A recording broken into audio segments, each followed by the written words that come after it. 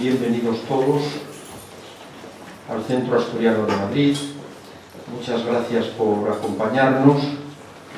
Es una satisfacción enorme también a la Casa de León, representada aquí por nuestro amigo Cándido, que fuiste presidente de la Casa, ¿verdad? Y del Consejo. ¿El qué? Disculpa. De la Casa y del Consejo Y Superior. del Consejo Superior, por supuesto, sí, lo sabemos. Y tenemos ahí pendiente también lo de la Madreña Asturleonesa, que es un acto que organizamos conjuntamente con esta hermana Casa de León desde hace ya más de 25 años, y hay que darle continuidad, hay que seguir impulsándolo también en nuestro centro asturiano, por favor, para que tenga el éxito que se merece. Es un acto verdaderamente entrañable. Y hoy pues tenemos la segunda conferencia del ciclo de los centenarios de Covadonga. Ayer tuvimos una extraordinaria que se ha recogido hoy en la prensa asturiana, concretamente en la Nueva España. Nos lo dio el teniente coronel en la reserva, don Francisco Jiménez Moyano, verdaderamente magistral, con todo lujo de detalles. Hoy tenemos la conferencia Parque Nacional de los Picos de Europa y sus características en su centenario, con don Rodrigo Suárez Robledano, exdirector conservador del Parque Nacional de los Picos de Europa. Estamos muy agradecidos a Rodrigo porque, bueno, bien es profesor desde Asturias. Ya el mes pasado que iniciamos el ciclo, tuvimos otras 3 conferencias en octubre, lo hizo de una manera pues fantástica, fenomenal, con todo lujo de detalles, nos explicaba todo y realmente quedamos encantados, ¿no? Es un verdadero honor el tenerle hoy por aquí, un lujo. Tienes tu casa en este Centro Asturiano de Madrid, Rodrigo, y permitidme que diga al menos algunos datos. Él es madrileño, fue director provincial de Agricultura en Segovia, ingeniero de montes y comenzó la carrera profesional en León, donde desempeñó el cargo de jefe de montes de ICONA, Instituto para la Conservación de la Naturaleza.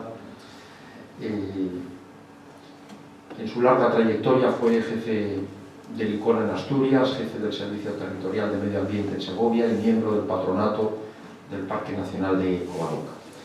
Desde luego, bueno, en este último mes, él lo comentará, pues ha habido algunos cambios significativos y, como digo, estamos verdaderamente encantados y deseosos de escucharle. De manera que muchas gracias a todos por su presencia, por vuestra presencia y particularmente al conferenciante, a don Rodrigo Suárez Robledano, a quien cedo la palabra.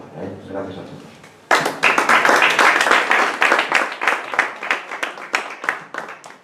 Muchas gracias, Valentín, Andrés. Buenas tardes a todos los presentes y muchas gracias por su presencia aquí y su amabilidad en escuchar lo que yo tenga que decirles. Como bien decía el presidente, bueno, ha habido cambios importantes en este periodo de un mes. Yo he dejado de ser el director conservador del Parque Nacional de los Picos de Europa. Saben ustedes que los periodos preelectorales son siempre muy complejos y uno ha pasado, yo creo que ya 5, pero bueno, el sexto no ha sido factible, ha sido muy complicado por muchas circunstancias. El Parque Nacional siempre es un ámbito que tiene mucho reflejo en la prensa y bueno, esas cosas pues han sido quizá en alguna medida pues también la complejidad de un año prácticamente sin presupuesto, la imposibilidad de hacer actuaciones, bueno, una serie de cuestiones que han derivado en que el gobierno pues, ha considerado oportuno un cambio al frente del espacio protegido. No obstante, yo creo que algo puede contarles a ustedes de los 14 años que he estado al frente del mismo y de los 36 que he estado vinculado, de los 36 de mi trayectoria profesional, pues prácticamente he estado vinculado a más de 22 al Parque Nacional en unas funciones otras, como bien decía el presidente. Lo que quiero contarles hoy a ustedes aquí, así como en la anterior charla habíamos hablado un poco de lo que era la historia de la creación y una evolución, una comparativa de la evolución del paisaje del Parque Nacional entre el momento de su declaración y el momento presente. Se acuerdan ustedes que eran unas fotos en blanco y negro pareadas, muchas de ellas, intentando compararla a esa evolución. Bueno, pues en este momento lo que les voy a contar un poco son los valores del Parque Nacional y va a ser una sucesión sobre todo de fotografías, porque creo que básicamente las imágenes ya saben ustedes que valen más que 1000 palabras y con ellas pues podemos llegar a apreciar potenciar mucho mejor el valor de lo que tenemos en nuestra comunidad autónoma, lo que compartimos con León y con de toda la comunidad de Castilla y León, con la provincia hermana de León y con Cantabria. Y a partir de ahí también, bueno, pues contarles un poco lo que es la red de parques nacionales, qué es un parque nacional, cuál es su finalidad y terminar un poco pues hablando de los riesgos de futuro para estos espacios protegidos tan singulares, ¿no? Pero sobre todo yo creía que se van ustedes la idea del valor ambiental, del gran valor natural y cultural que tenemos en nuestra comunidad autónoma y que tenemos que proteger entre todos de cara al futuro, porque lo principal de los parques nacionales es que consigamos entregarlos a las generaciones venideras por lo menos igual de bien que los encontramos, si no mejor. Esa sería nuestra obligación sobre esta materia. Bueno, empezamos con esta imagen del Urriellu, de nuestra montaña emblemática del Parque Nacional, que además es el símbolo de varios de sus logotipos, particularmente de la Reserva de Biosfera. En una imagen tomada desde el Collado Vallejo. Esto es en los accesos a la vega de Urriellu. Si alguno de ustedes lo ha realizado, pues es el momento en que uno gira viniendo desde Pandévano y da vista al Urriellu. Es un momento espectacular. Yo creo que aquí todo el mundo se hace la foto porque realmente cuando se desvela la montaña pues estamos ante uno de los paisajes más espectaculares de la naturaleza española. Bueno, los parques nacionales, que son unas figuras es una figura internacionalmente reconocida y homologada y que tiene unos requisitos muy concretos para que un ámbito sea parque nacional y luego consiga mantener a nivel internacional tal calificación, es una idea que surge en el siglo XIX, en Estados Unidos en particular, y cuando se fue avanzando en la ocupación de los territorios más o menos vírgenes, no llamar vírgenes, aunque los indios también hacían. Los nativos americanos hacían una cierta explotación del territorio, podían llegar a quemar las praderas para finalidades de caza, cazaban bisontes y otras especies.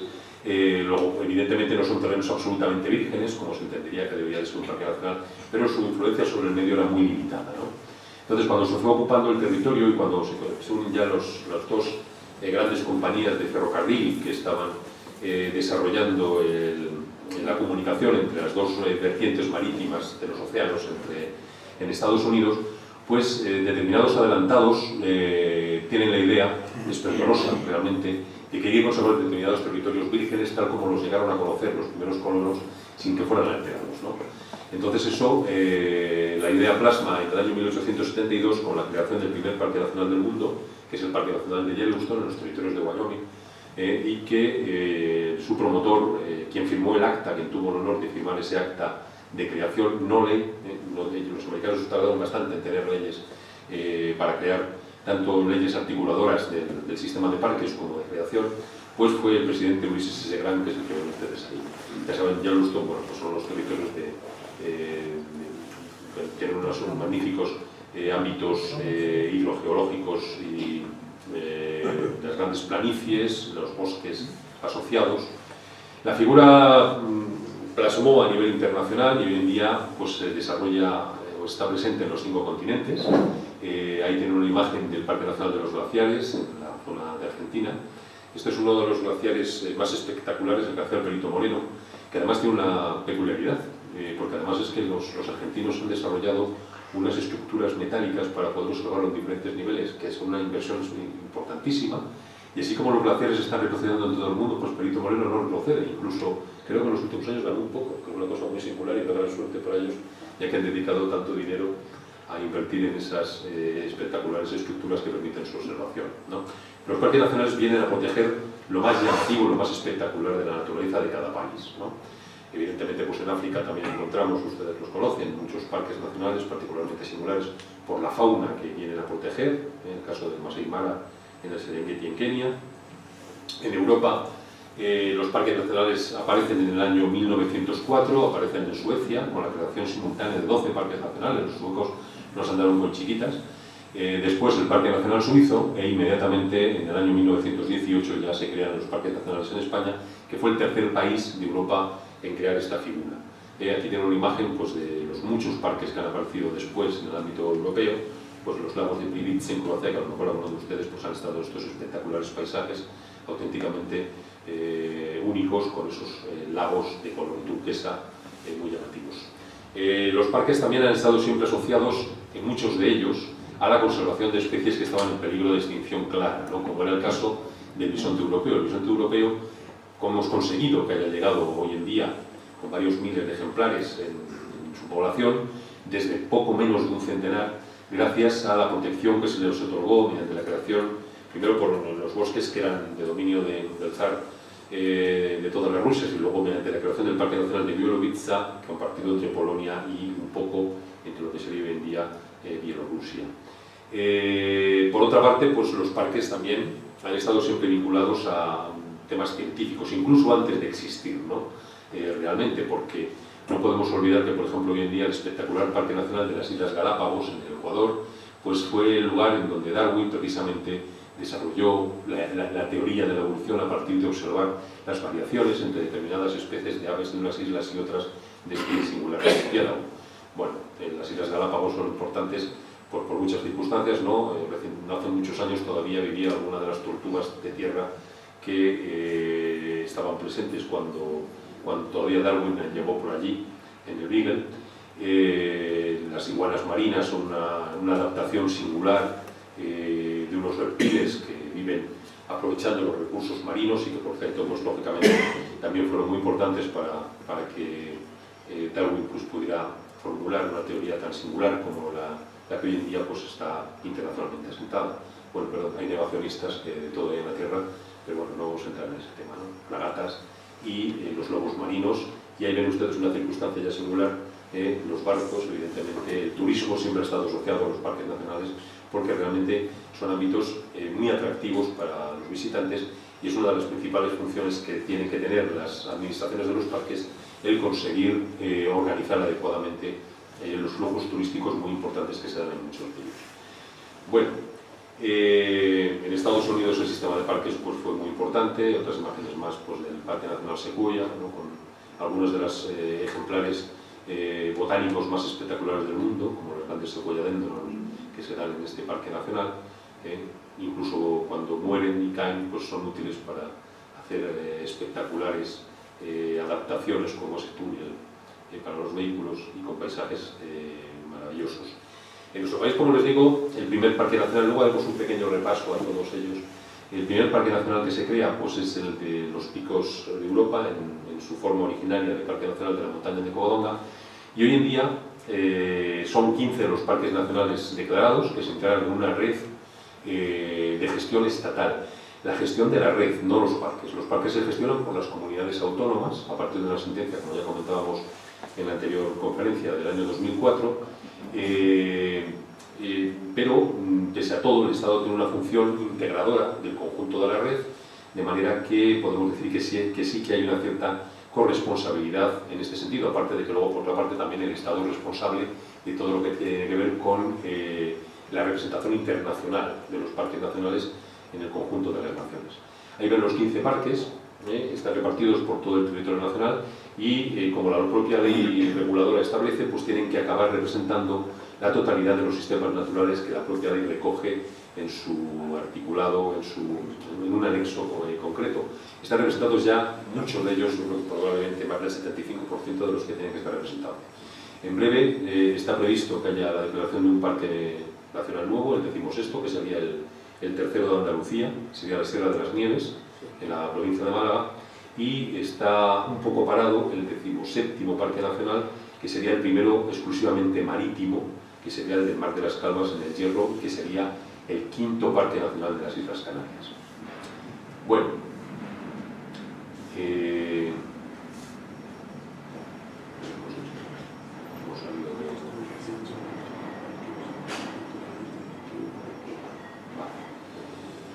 aquí tengo una imagen desde el lugar que no se coge siempre habitualmente del lago de la Arcina, y además con el tojo, con las cotollas floridas. Es bueno que recordemos un poco las características que tiene que tener normativamente un parque nacional para saber el porqué de su importancia en el conjunto nacional y de sus valores, ¿no?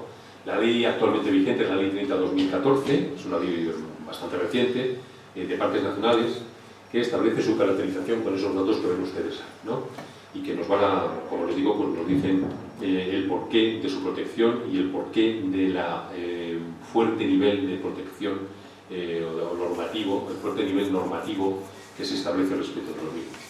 Son espacios naturales de alto valor ecológico-cultural, poco transformados por la explotación o actividad humana, en razón de la belleza de sus paisajes, la representatividad de sus ecosistemas, o la singularidad de su flora, de su fauna, de su geología o de sus formaciones geomorfológicas, poseen unos valores ecológicos, estéticos, culturales, educativos y científicos destacados, cuya conservación merece una atención preferente y se declara de interés general del Estado.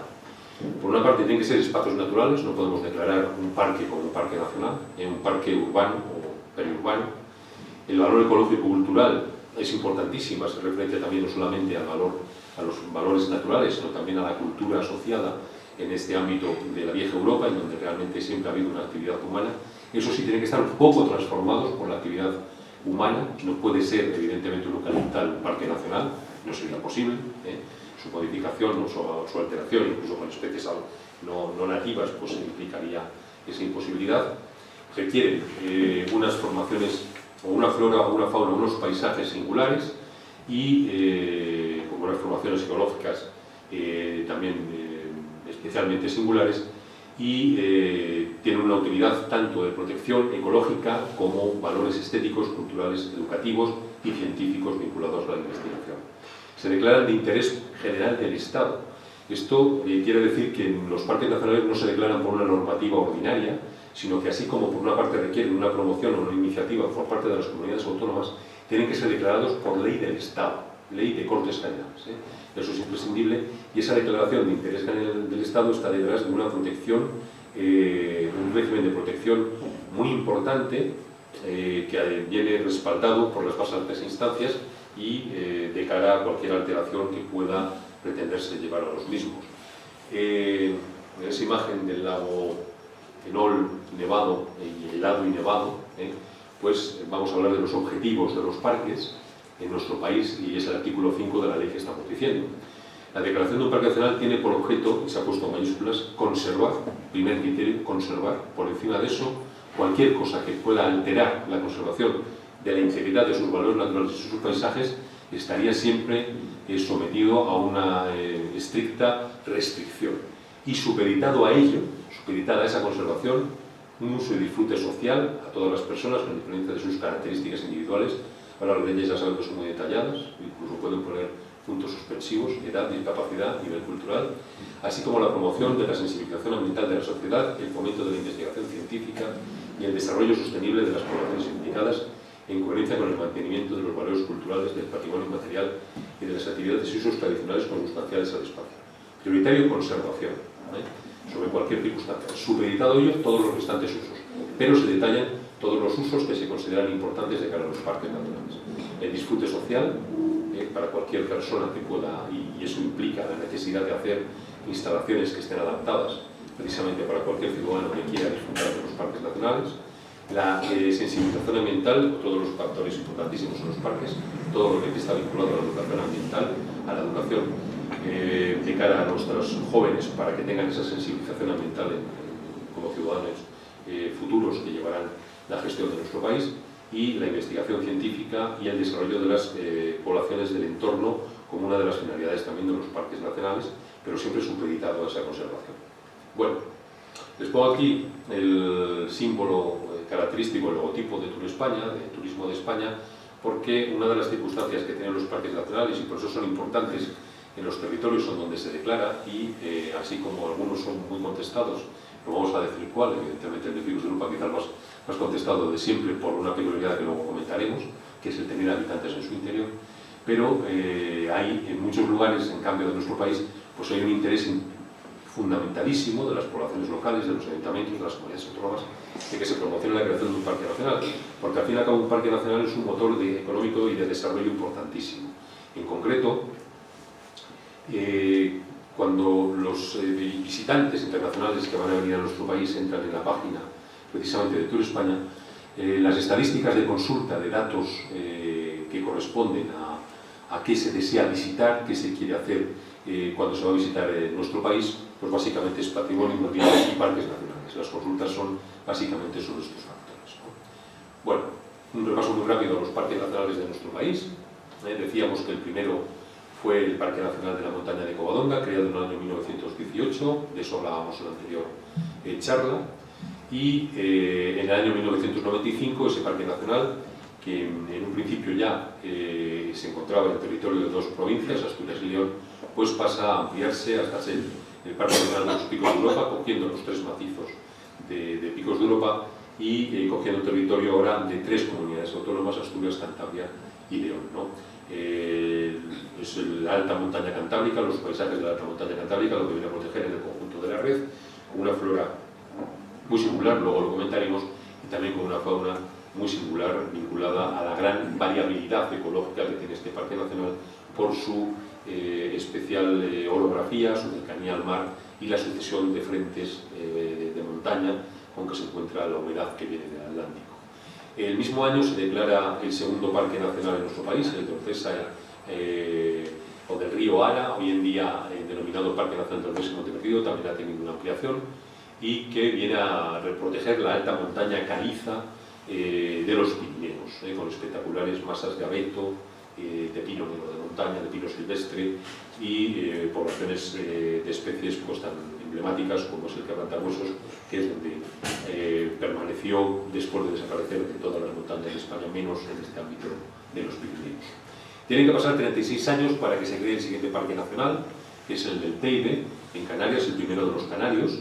Evidentemente nuestro país había salido de la guerra civil, una situación muy complicada, lógicamente un retroceso, una involución en prácticamente todos los aspectos y no era precisamente el de la naturaleza pues aquel que tuviera, el de proteger la naturaleza, el que tuviera que ser el factor primordial, ¿no? Realmente se actuó mucho en la naturaleza, pero básicamente como motor a través del patrimonio forestal del Estado para dar jornales a las grandes masas campesinas que en ese momento estaban desprovistas de trabajo después de la guerra.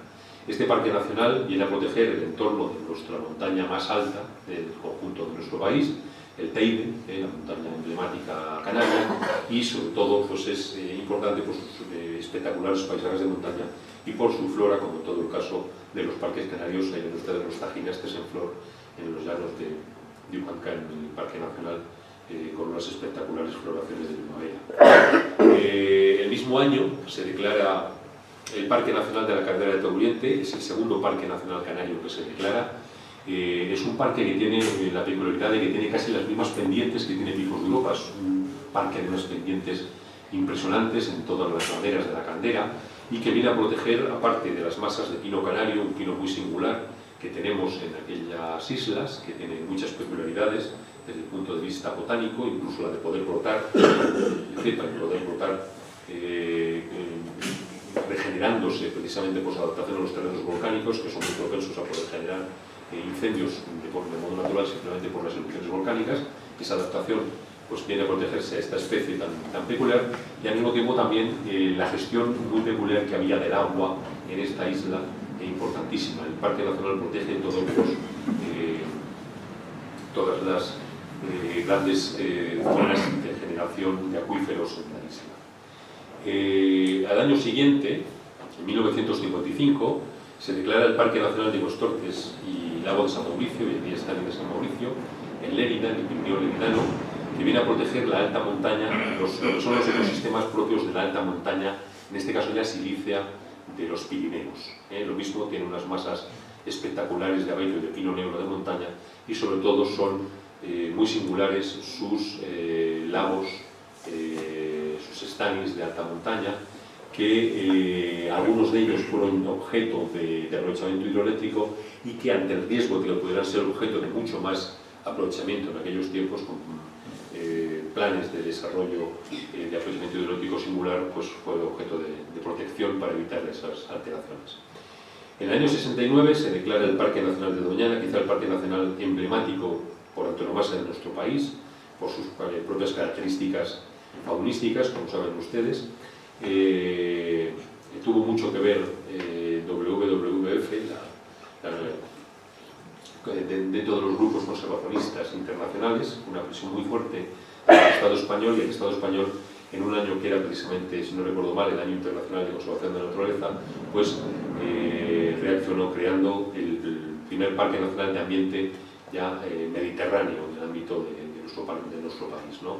Bueno, viene a proteger no solamente esas impresionantes paisajes de la marisma con las las avifauna asociada, sino también, como saben, ha sido determinante en la conservación del lince ibérico de cara a evitar la desaparición del felino más amenazado del mundo en su momento, como era el lince ibérico. En el año 73, y dentro de las alternativas que siempre se dieron en nuestro país, en cumplimiento de normativas que había, ¿no? También, porque había normativas que motivaban en ocasiones la desecación de determinadas zonas todavía vigentes en aquel momento, y ante un plan de posible desecación de lo que eran las tablas de Daimiel en el entorno del río Guadiana, en Ciudad Real, y entre las disputas que había entre el IRIDA, uno de los organismos que dependían del Ministerio de Agricultura, con la finalidad de obtener tierras de cultivo, y por otra parte ICONA, con la finalidad de conservación, bueno, pues se dictaminó la creación del Parque Nacional de las Tablas para proteger precisamente esas formaciones de humedal tan singulares que encontramos en esa zona. Particularmente pues es importante por la avifauna asociada, como el pato colorado y otras muchas especies que se dan en ese ámbito. El tercer parque nacional canario que se declara es el Parque Nacional de Timanfaya. En el año 1974, sobre terrenos miógenos del siglo XVIII, con las erupciones singulares que dieron lugar a los malpaíses de la isla de Lanzarote, quizá podemos decir que sería lo que más se podría aproximar a lo que es un parque nacional de tipo americano, porque de tipo americano en el sentido de la poca alteración del territorio, porque nos encontraríamos ante terrenos prácticamente casi incolonizados por vegetación, ya alterados por el hombre, ¿no? Tiene como singularidad las magníficas paisajes de la montaña de fuego en esta singular isla canaria. En el año 81 se declara el último parque nacional canario declarado hasta ahora, que es el de Garajonay, en la isla de La Gomera, que viene a proteger unas formaciones vegetales muy singulares, herencia del terciario, que es el bosque macaronésico, ¿no? La Macaronesia son las islas Canarias, las Azores, la Madeira y los islotes salvajes, y dentro de ellos pues, tiene una flora muy peculiar, que precisamente la mejor representación a nivel mundial se encuentra en Gomera y en algún otro entorno de Canarias, y este parque nacional vino a protegerlo. Saben que hace unos 5 años tuvimos un desgraciado incendio que casi pudo afectarle, pero afortunadamente pudo salvarse la singularidad de la flora y lo más importante del bosque macaronésico. En el año 91 se da un salto en lo que es la política de conservación en nuestro país. Ya se había promulgado la Ley 489, que fue singular en nuestro país a efectos de conservación, y se declara el primer parque nacional que no solamente afecta al territorio terrestre, sino también a superficie marina, y es el Parque Nacional Marítimo Terrestre del archipiélago de Cabrera, en las Islas Baleares, que viene a proteger pues, tanto el conjunto del territorio emergido en las propias islas, como sobre todo el fondo del mar con unas praderas de Posidonia oceánica, es una fanerógama submarina importantísima en lo que son los ciclos biológicos del mar, y que por tanto bueno, pues fue el objetivo. En este momento el parque está en proceso de ampliación, el Parque Nacional del archipiélago de Cabrera, básicamente totalmente en superficie marina. Se va a incrementar, creo que recordar que se va a multiplicar por 6 su superficie, y está ya prácticamente en sus últimas fases de ampliación.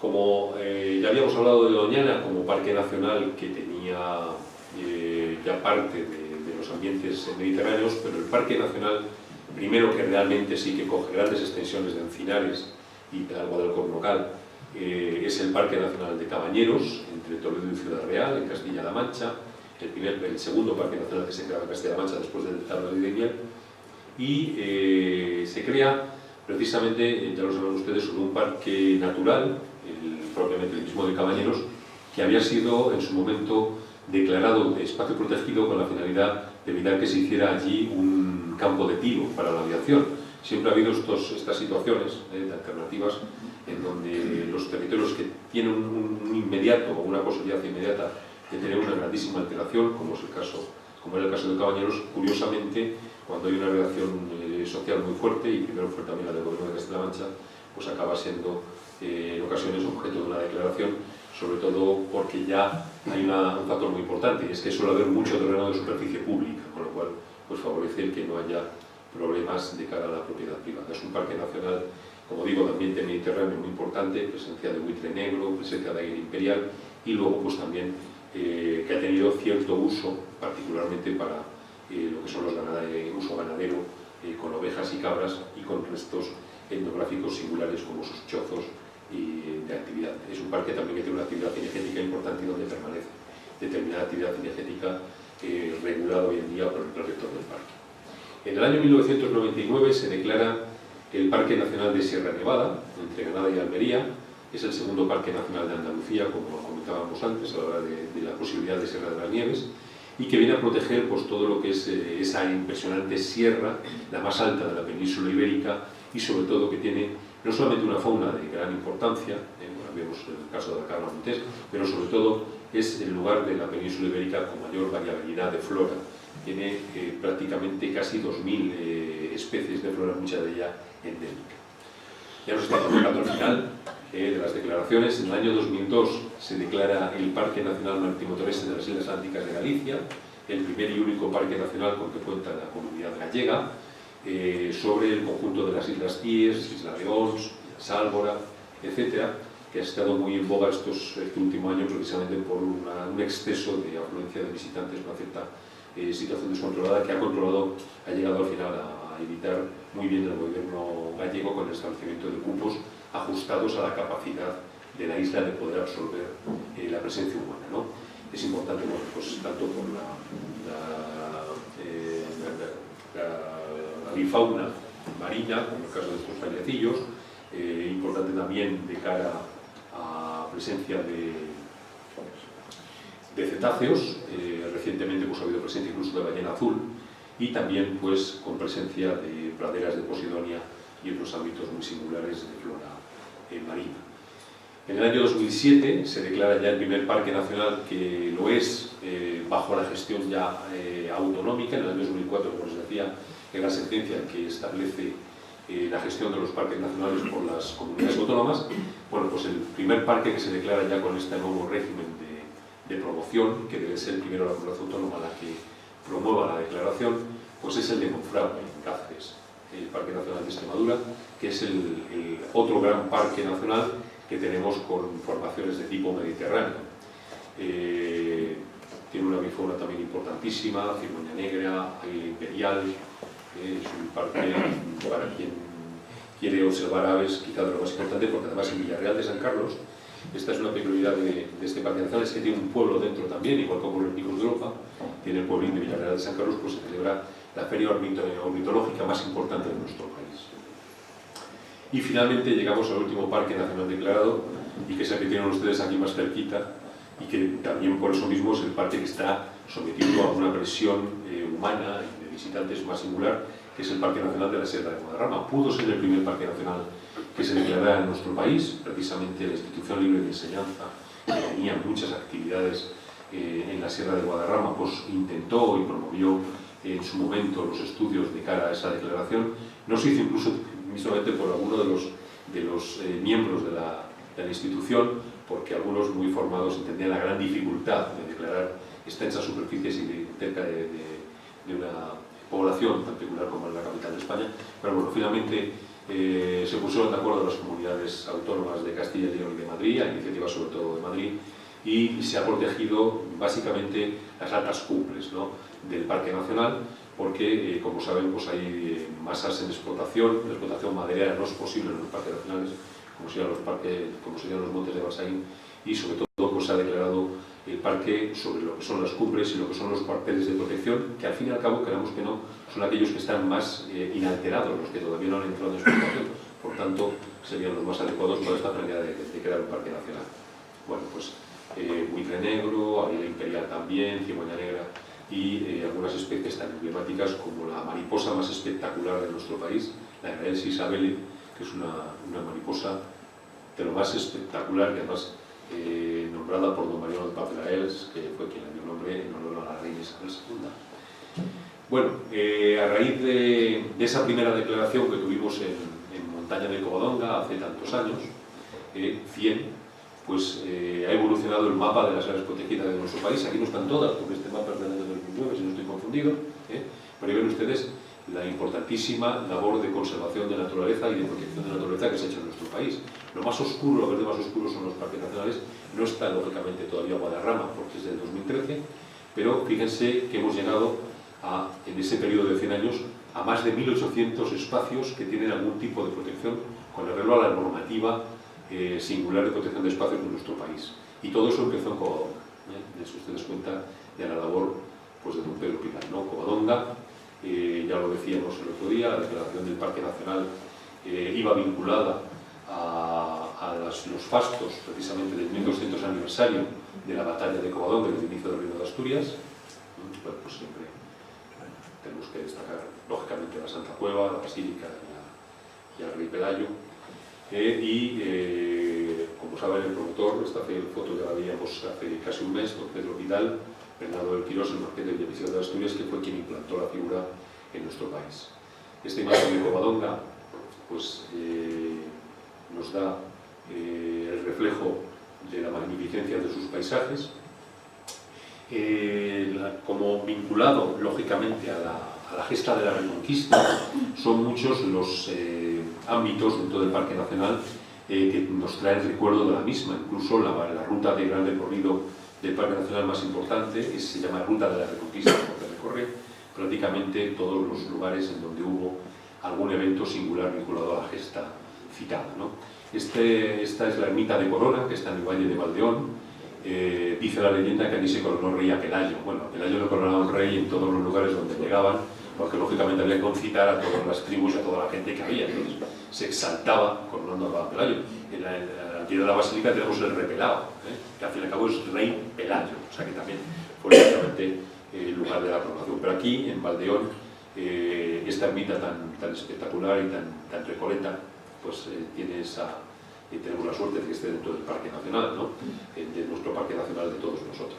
Muy cerca del Parque Nacional se encuentran algunos de los monasterios más peculiares de nuestro país. Por ejemplo, Santo Toribio de Líbana, ¿no? Que precisamente este año pasado, y ha terminado en abril de este año, se ha celebrado el Año Santo Lebaniego. Santo Toribio de Líbana es singular porque se conserva en su interior el Lignum Crucis, que según la tradición es el trozo más grande de la cruz de Cristo. Bueno, esto es para creerlo o no creerlo. Si hay que decir que es madera de ciprés, que es especie típica del Oriente, del cercano Oriente, y que la datación da 2000 años. O sea que realmente, bueno, pues que esa no lo crea lo que diga. Nosotros la ciencia dice que está muy cerca de ser la realidad. Bueno, también muy cerca del Parque Nacional, dando vista al mismo, pues se encuentran algunas de las iglesias. Esta es una iglesia mozárabe, Santa María de Leveña, espectacular y muy llamativa. Todo ello vinculado pues, a todo este entorno del Parque Nacional, a sus valores culturales y a esa gran gesta que fue la Reconquista con el inicio de nuestro país. Venía la declaración del Parque Nacional, esta foto ya la vimos, a conmemorar esa gesta.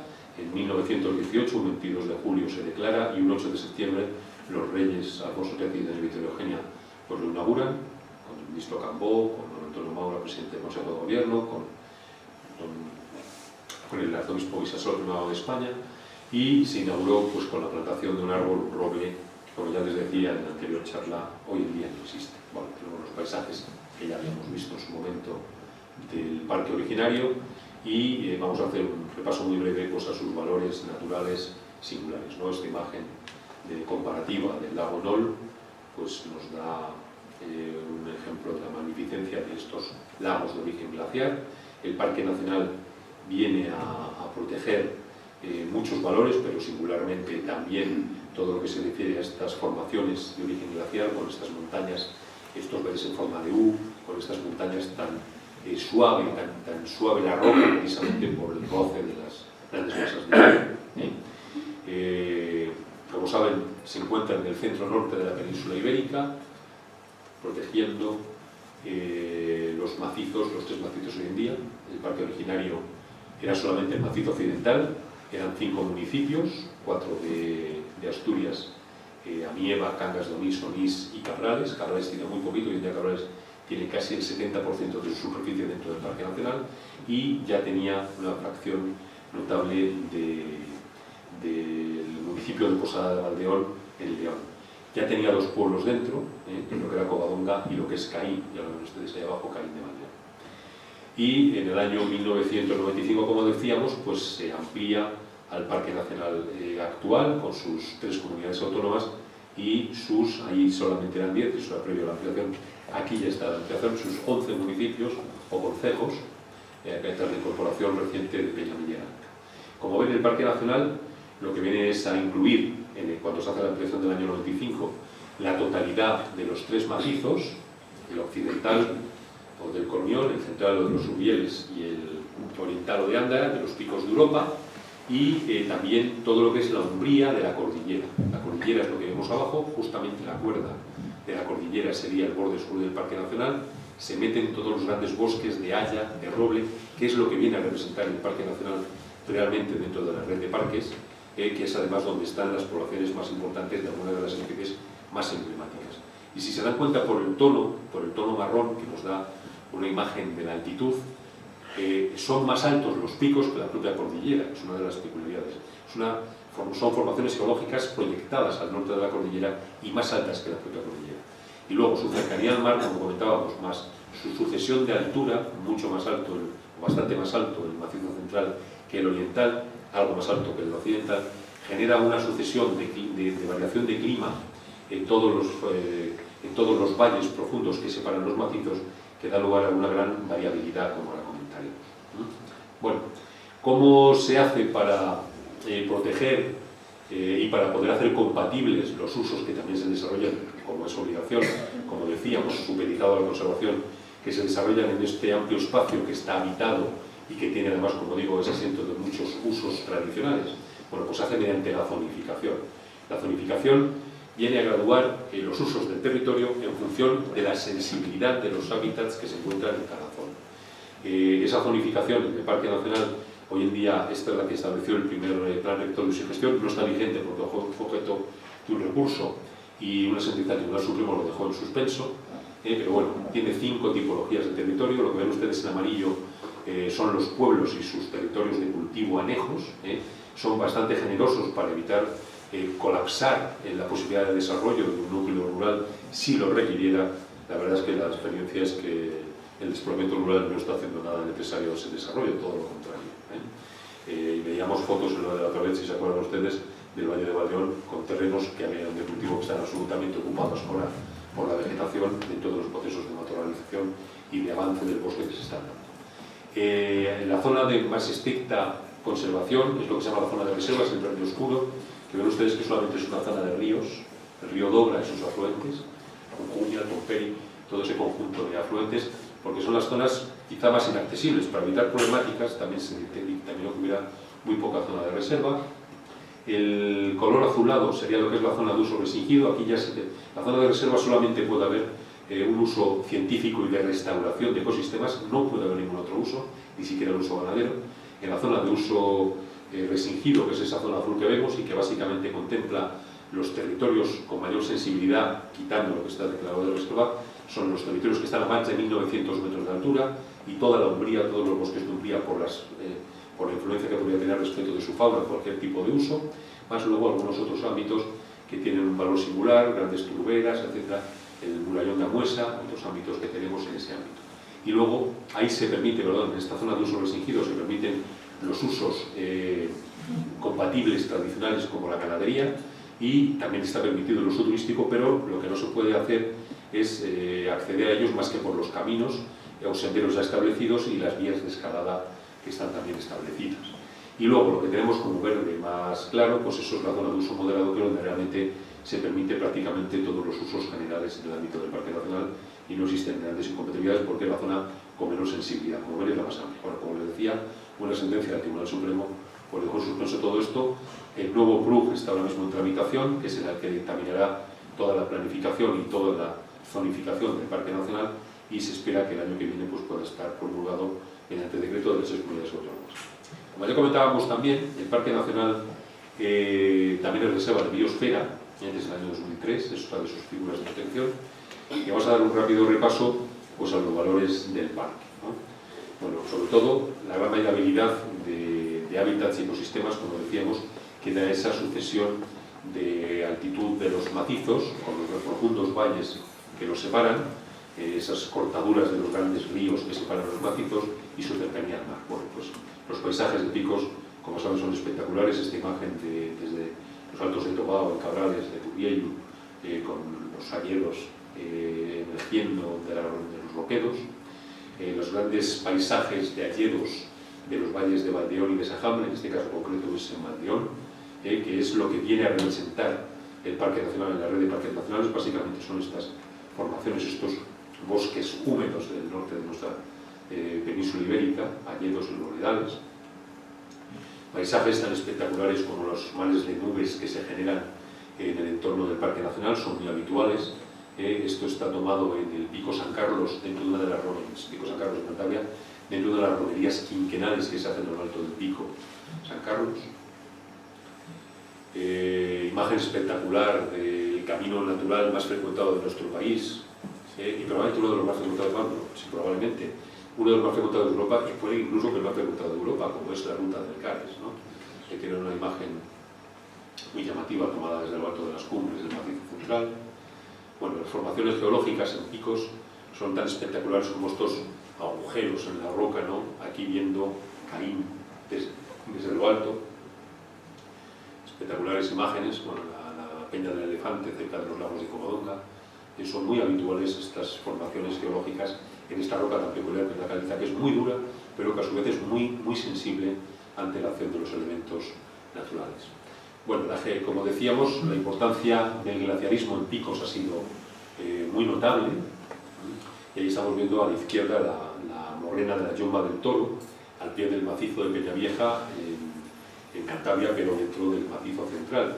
Y allí abajo vemos el Chalet Real del cual hablábamos el otro día.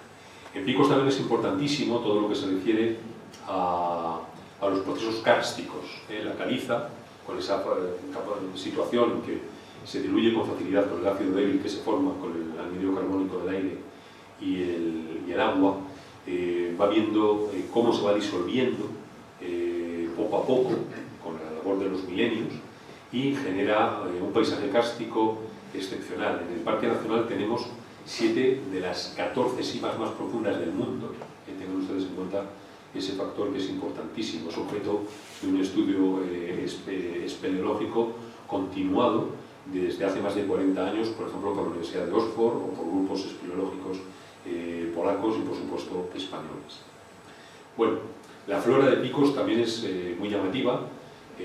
Más que especies serían taxones, hay casi 1800 especies de flora, taxones, especies y subespecies determinados en el Parque Nacional, lo cual da lugar a una flora que se aproxima incluso a la de Sierra Nevada. No es tan variada como la de Sierra Nevada, pero acaba siendo uno de los lugares para la extensión que tiene más importantes para la variabilidad de nuestra flora.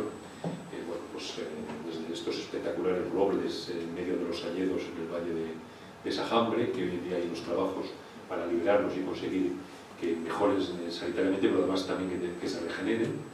Bueno, pues espectaculares floraciones en primavera, muy singular, la flora carnívora que hay en el Parque Nacional, en todas las paredes húmedas que dan a los grandes ríos, como en este caso en el desfiladero del Cares, pues pueden ver algunas plantas tan espectaculares como esta Inguícula grandiflora, que sus hojas son pringosas, viven siempre en esas zonas húmedas prácticamente sin suelo, son muy pobres, y la forma de complementar esa falta de nutrientes pues es a partir de conseguir que un insecto se pegue en esa hoja, y los propios jugos de la hoja acaban disolviendo e incorporando esos nutrientes para la planta.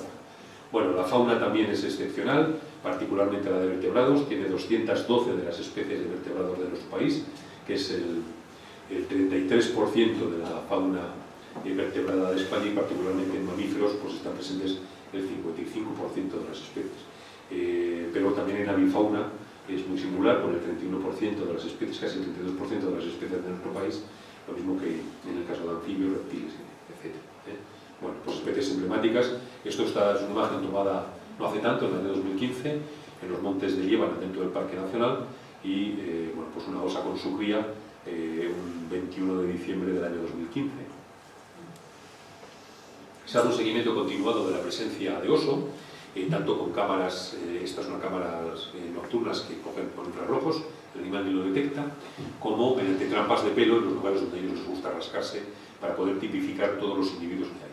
Puedo decirles que se está incrementando continuadamente la presencia de oso en el parque, y que además el parque es determinante para que se unan las poblaciones occidental y oriental, en que está dividida nuestra población de oso cantábrica. Es más, en el Parque Nacional se ha producido reproducción de un macho de la occidental, por fin se dio unión de ambas poblaciones, no hace ni 10 años, con una hembra de la población oriental. Bueno, esta huella, ya saben a qué corresponde, es nuestro otro animal emblemático, el lobo, y tiene una foto tomada en internet espectacular de este singular cánido salvaje de nuestro país, donde tenemos pues quizá una de las poblaciones más florecientes de una especie que, sí hay que decirlo, siendo floreciente su población, siempre puede haber situaciones de riesgo si se actúa sobre ella por exceso, como en ocasiones puede. La especie emblemática por antonomasia del Parque Nacional es el rebeco. Ahí tienen una imagen de Las Vegas de Sotres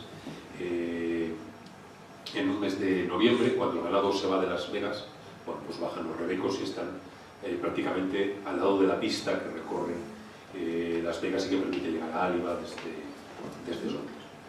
Huellas de urogallo en la nieve. El urogallo es nuestra especie que está en situación más delicada de conservación, profundamente delicada, y es objeto de enormes e importantes trabajos para su conservación.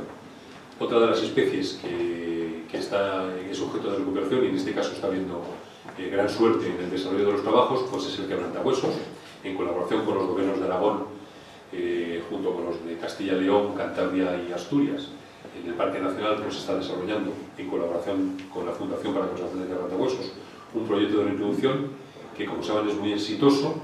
Ya hay más de 20 ejemplares que están volando por los centros de picos, y ya ha habido 2 intentos de reproducción en estos 2 últimos años. Es de esperar que en este año, ahora en breve, en diciembre, se emparejarán de nuevo los individuos, y que consigamos en el año del centenario, sería ideal que el Parque Nacional de los Picos de Europa cuente con reproducción de la especie ya natural. Bueno, tienen uno de los individuos liberados, y pues la idea es llegar a estos espectaculares ejemplares adultos. Ya prácticamente están así. Los primeros que se liberaron en el año 2010, solamente les queda el tono naranja, que lo adquieren por darse baños de tierra, no es que el color finalmente sea naranja. El color originario del plumaje es blanco, pero por eso los baños de tierra cogen este color anaranjado. Bueno, el Parque Nacional ha desarrollado importantes trabajos de adecuación del hábitat precisamente para estas reintroducciones, pues con la señalización de todos los tendidos eléctricos y el soterramiento de algunos, para evitar accidentes con estos individuos. Cuando se hace una reintroducción de individuos tan valiosos, tiene que haber un trabajo importantísimo de adecuación. La avifauna, como decíamos, es espectacular, que tiene un treparriscos, especie pues, que es objeto de seguimiento y de auténtica adoración por parte de los ornitólogos británicos, que aprovechan precisamente el tener el ferry hasta Santander para venir todos los años pues, con cantidades importantísimas. Chopa, piquirroja, chopa piquigualda, gorrión albino. El gorrión albino es un ave muy singular, cuyas colonias de crías se encuentran en lo más alto de las montañas, y que es objeto de seguimiento en el Parque Nacional precisamente para hacer seguimiento del cambio climático. Cuando se mueve la colonia de cría realmente un año, es que las cosas están yendo mucho más deprisa de lo que pensamos. Bueno, pues evidentemente también hablábamos faunícola. El salmón tiene frezaderos dentro del Parque Nacional, trucha. Los reptiles, pues este impresionante lagarto cerrado, fotocogida en la ruta del Cares. Tenemos también nuestra bonita víbora de Seoane.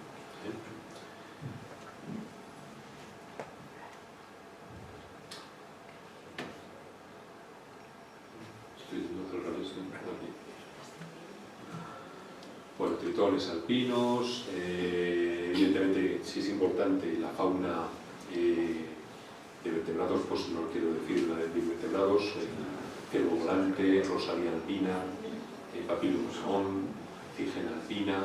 Bueno, como decíamos, una de las peculiaridades más importantes del parque pues es precisamente el que es un parque habitado. Como decíamos, dos pueblos ya había desde el principio en su interior. Este es Caín, tomado desde la senda del Pando, y Covadonga, pero a partir de su ampliación pues tenemos Bulnes, como saben, con su peculiaridad de no tener carretera. Tenemos Sotres, la auténtica capital, como decíamos en la anterior charla, de la alta montaña de Picos. Oseja de Sajambre, en medio de la zona más forestal, con mayores bosques del parque. Tresviso, ese pueblo que ha aislado 15 días en los últimos años, cada invierno. Esta imagen invernal de Posada de Valdeón, y también con importantes usos tradicionales. El Parque Nacional tiene unos usos tradicionales muy singulares, ¿no? Particularmente la ganadería extensiva. Esa ganadería extensiva pues motivó el que hubiera las importantes formaciones que son, o esos importantes acumulaciones de pequeñas cabañas que son las majadas y los invernales. La majada de un martín y el ganado que en verano ocupa pues prácticamente todo el territorio del Parque Nacional, incluso llegando a las zonas más altas, como esta imagen tomada en Ario, viendo detrás justamente el Torrecerredo. Estas imágenes de Áriba con ganado de todo tipo. En Áriba es donde estaría hoy en día la mayor densidad ganadera del Parque Nacional, Áriba en Cantabria. La bajada del ganado cuando ya termina la temporada de aprovechamiento de pastos de verano, esta imagen de noviembre. Y precisamente pues, para aprovechar los productos del ganado, pues surgieron estas pequeñas poblaciones, estos pequeños pueblos temporales que son las majadas, siendo la cabaña, los fresnos, el cuerre para guardar el ganado. Aquí vemos la Vega la Piedra, la bajada de la Vega la Piedra, muy singular en el camino de Vega Redonda y de Ordiales. Y precisamente la elaboración de quesos pues, para poder guardar la producción principal de esos ganados, la leche, ¿no? La forma de conservarlo pues, es elaborar quesos, como el espectacular queso de Gamoneu, que el otro día lo vi a 49 euros ya el kilo de Gamoneu. Este año está ya más caro que en otras ocasiones, con estos quesos de 7 kilos, bueno, pues estos quesos ya valen casi 350 euros. Por tanto, lo que hablábamos la otra vez de que da lugar a que pueda haber incluso intentos de robo, ¿no? El uso público, que es una de las finalidades que decíamos de los parques nacionales y que obligan a que se facilite la posibilidad de visita a toda tipología de visitantes en aquellos ámbitos del parque que admiten ese uso más intensivo, en las zonas de uso moderado, pues en el parque es muy notable, ¿no? Las últimas estadísticas, 2016 2.087.000, 2017 más de 2.100.000 visitantes, se ha recuperado la cifra de los 2 millones después de la crisis. Ahí tenemos pues, la evolución estadística de lo mismo, y repartido por los sectores, siempre Lagos de Covadonga, que es el sector que tiene mayor número de visitantes, seguido de Fuente D. Algún año se aproximó, pero vuelve a destacar de nuevo Lagos como el lugar más visitado, sobre todo desde que está el sistema de acceso a lagos, de regulación de acceso a lagos, que favorece enormemente la comodidad en la visita. Y Valdeón y Cabales, que sería la visita a la senda del Cares. El senderismo pues, es la actividad primordial en el Parque Nacional, dentro de lo que son los usos turísticos. Es un parque realmente para los senderistas. Tiene miradores tan espectaculares como el Tomo de Corviñales, 27 miradores en el parte punto del Parque Nacional, y las rutas, bueno, pues con su señalización indicativa, que es uno de los trabajos principales, mantener una señalización que permita un uso adecuado por parte de los visitantes y sobre todo seguro. Sendas tan espectaculares como esta de Urdón, en Cantabria. Este sería la estructura de la red de senderos del Parque Nacional, y como les decía, 2 senderos de gran recorrido, 30 de pequeño recorrido y 5 rutas de alta montaña.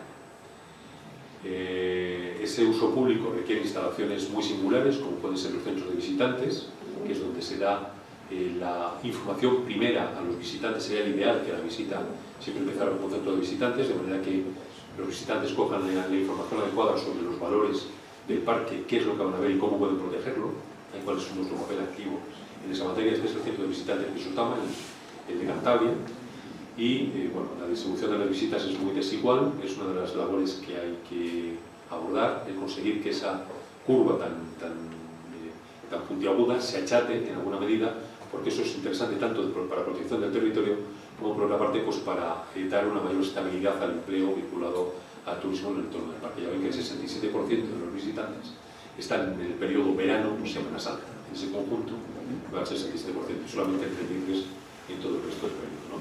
Y esta sería la distribución de vehículos en un año en un punto de control.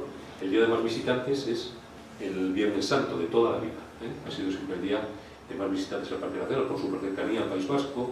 Ya saben que el lunes de Pascua es festivo también en el País Vasco, hay una serie de circunstancias que favorecen esa situación. Ya ven también el puente de mayo, es el segundo pico que vemos a lo largo del año, y luego ya el verano y también el puente de diciembre. Bueno, claramente son verano, Semana Santa y los puentes los momentos de la visita.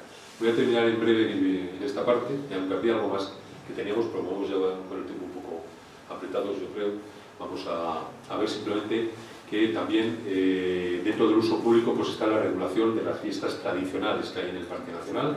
En concreto esta es la fiesta del Pastor, que todos los 25 de julio se celebra en la Vega de Nol.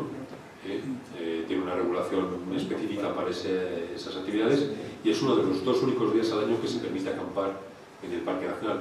El otro es, y digo ya al año porque como está recurrente ya año a año, la Vuelta Ciclista también se regula para que los aficionados puedan estar cerca de donde es el final de la etapa, ¿no? Esta festividad pues tiene sobre todo deportes tradicionales, tira de cuerda, carreras de caballos, carrera a la montaña. Otra de las festividades singulares del Parque Nacional pues es la que comentábamos antes, es la romería quinquenal, los años que acaban en 0 y en 5, al Pico San Carlos. Dentro de 2 años tendremos otra vez esta romería tan singular, que es objeto de una gran acumulación de vecinos de los valles de Liébana y que por tanto es objeto también de regulación. Se establece dónde se puede aparcar, cómo se pueden hacer las actividades vinculadas a mismo. Esta es la imagen del Cristo que estaba en lo alto del Pico San Carlos y que hoy en día está en el centro de visitantes del Parque Nacional de Sotama. Hay elementos vinculados al uso público como el Cholpo de los Lobos, que ya hablábamos de él en la anterior charla. ¿Se acuerdan? Pues era una actividad colectiva vinculada a capturar al predador que hacía daños en el ganado. Estas fotos ya las vimos en su momento. Aparcamientos vinculados al uso público como este de Fuente D, son trabajos que desarrolla el Parque Nacional. Y terminaré con esto. El parque también desarrolla una importante actividad de apoyo a la comunidad residente, ¿no? Estas fotos son de hace ya unos años.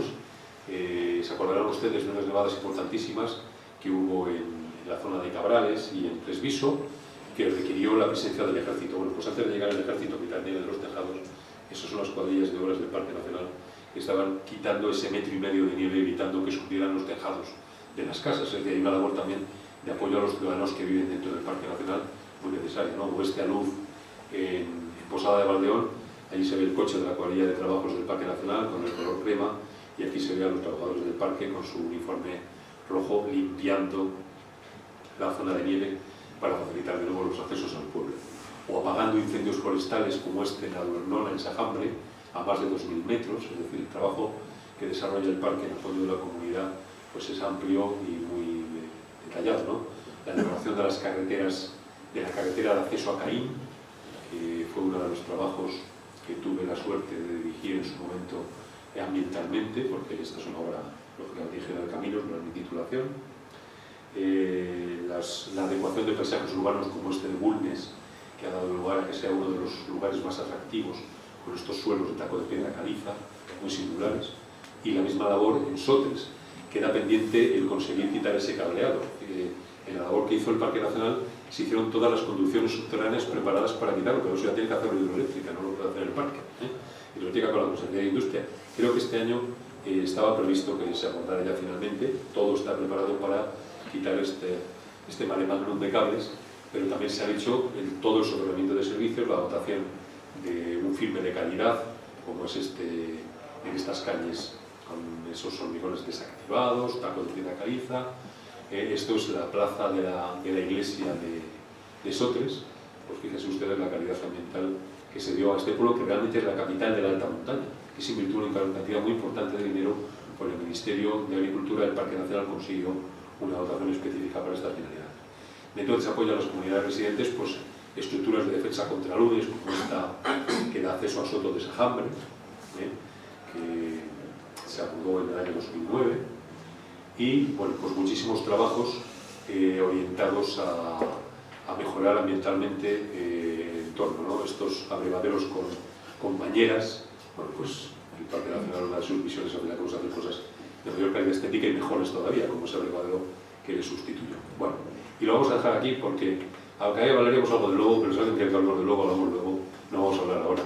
Y estas serían un poco las características primordiales hoy en día del Parque Nacional de los Picos de Europa y por qué el motivo de que tenga esta figura y qué es lo que viene a intentar conservar dentro de la red de parques nacionales de España. Esto es lo que quería contarles.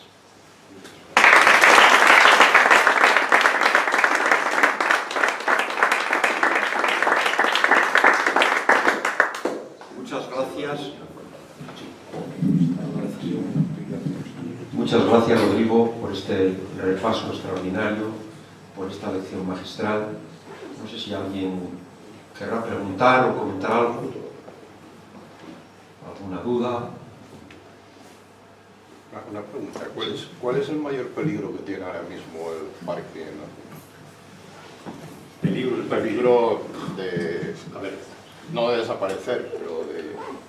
bueno, peligros hay muchos también. Los principales problemas que llevan ahora mismo los espacios de montaña, como este en concreto, una de las partes que tenía al final, pero es que quedaba ya, no sé qué, el alargarme hasta el final y está. Y en concreto ahora mismo uno de los principales problemas es el despoblamiento rural. Creamos que no el despoblamiento rural, que afecta a todo el territorio, pero en los parques nacionales también, y en este en concreto, que es un parque habitado, porque implicará grandes alteraciones del paisaje. Está habiendo una matorralización creciente, está habiendo un incremento de la masa forestal, y eso no es negativo. La matorralización sí es delicada porque puede dar lugar a grandes catástrofes como los incendios, como sabemos. También el tema de las especies alóctonas invasoras empieza a tener cierto problema, sobre todo en las zonas húmedas y los parques nacionales de zona húmeda, y también en las zonas bajas de los parques como es el de picos de montaña. Ahora mismo pues ya el avispón asiático, incluso tortuga de Florida, en los lagos de Covadonga nos han metido y están allí. Bueno, hay una serie de situaciones que son importantes y que requieren un control, ¿no? Pero bueno, evidentemente también el cambio climático. Dentro del cambio global es conjunto del cambio climático para la modificación de usos. Dentro de la modificación de usos pues estaría todo lo que es también lo vinculado al despoblamiento, porque no se hacen usos tradicionales, ¿no? Pues esos son los principales factores o riesgos de alteración en este momento.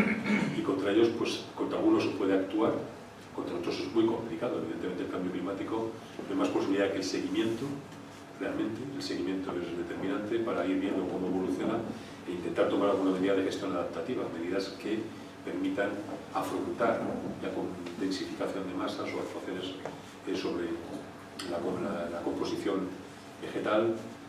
Poco se puede hacer, es un tema muy complicado, porque lo que hacen sobre todo tenemos que respetar los procesos naturales. Y ¿qué puedo decir? Bueno, pues luego hay otros factores ya sociales, ¿no?, más complejos, que es la propia desafección de la población, ya sea en este parque nacional de interior o del entorno, porque la crisis ha sido muy mala, ¿no? La crisis evidentemente ha implicado una desaparición de muchas compensaciones. Evidentemente un parque nacional implica ciertas restricciones que se toleran más fácilmente cuando hay compensaciones económicas. Si la compensación desaparece y la normativa es muy rígida, como es en un parque, porque sigue siendo muy rígida, pues el tema es complicado, ¿no? En ese sentido es una situación compleja. La dotación de un plan rector de uso y gestión que será en breve pues vendrá a temperar estas situaciones, y también esperemos que se puedan recuperar en alguna medida los niveles de inversión que hubo en tiempos, que siempre fueron bastante importantes en este parque en concreto.